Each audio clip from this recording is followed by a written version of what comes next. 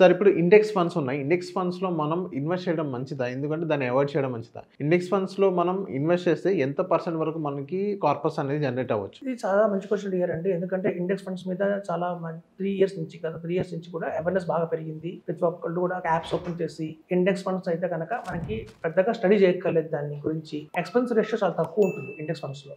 So ఈ 2 ఒక మంచి పాయింట్స్ కింద వాళ్ళు కన్సిడర్ చేసి ఎక్కువ మంది ఇండెక్స్ ఫండ్స్‌లో ఇన్వెస్ట్‌మెంట్ చేస్తున్నారు. ఇప్పుడు మనం మిడ్ క్యాప్ లోన్ ఇండెక్స్ చూద్దాం. సో గత 15 సంవత్సరాలుగా నిఫ్టీ మిడ్ క్యాప్‌లో మనకు వచ్చిన రిటర్న్ ఏంటంటే 17.68% వచ్చింది. అంటే ఎవరైనా 15,000 రూపీస్ ఎస్ఐపి కనుక వేసుకుంటూ వస్తే 15 ఇయర్స్ వాళ్ళకి వచ్చిన రిటర్న్ ఎంత అంటే 1,31,00,000 వచ్చింది. సో ఇది మనకి 1 crore దాటిపోయింది. సో ఇది మిడ్ క్యాప్‌లో ఇండెక్స్ ఫండ్‌లో బాగుంది. కానీ అదే మిడ్ క్యాప్స్‌లో కేటగిరీలో ఉన్న అడల్ వైజ్ వాళ్ళ మిడ్ క్యాప్‌లో కనుక ఇన్వెస్ట్‌మెంట్ చేసుంటే 1,73,00,000 వచ్చేది. సో 1,73,00,000 అంటే మీకు ఇండెక్స్ కంటే కూడా దగ్గర దగ్గర 40,00,000 ఎక్స్ట్రా వచ్చింది. సో ఇద్దరు ఇన్వెస్టర్సే ఒకళ్ళు నిఫ్టీ మిడ్ క్యాప్‌లో వేశారు ఇండెక్స్‌లో, ఒకళ్ళు కొంచెం తెలివిగా యాక్టివ్ ఫండ్‌లో వేసుకున్నారు. ఇద్దరు పెట్టిన అమౌంట్ ఒకటే, ఎస్ఐపి అమౌంట్ ఒకటే, టెన్యూర్ ఒకటే, కానీ రిటర్న్స్ చూస్తే మాత్రం 40,00,000 ఎక్స్ట్రా తీసుకున్నారు. సో ఒక 4,00,000 ఎక్స్ట్రా ఉంటే మనం ఓకే అనుకోవచ్చు. 2,00,000 ఎక్స్ట్రా అంటే కూడా నెగ్లిజిబుల్‌గా తీసుకోవచ్చు. పర్లేదు 2,00,000 కదా ఎక్స్ట్రా. ఏకంగా 40,00,000 ఎక్స్ట్రా అంటే చూడండి చాలా పెద్ద అమౌంట్ అది.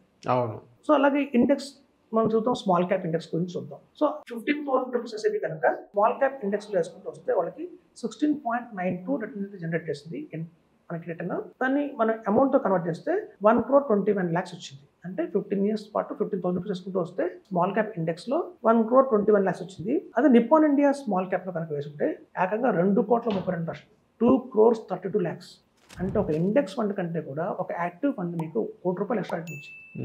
మరి దాన్ని బట్టి మనకు అర్థమైందంటే ఇండెక్స్ ఫండ్స్‌లో ఇన్వెస్ట్‌మెంట్ చేయకూడదు. ఇండెక్స్ ఫండ్స్‌లో కనుక ఇన్వెస్ట్‌మెంట్ చేస్తే మనం చాలా కోల్పోతున్నాము.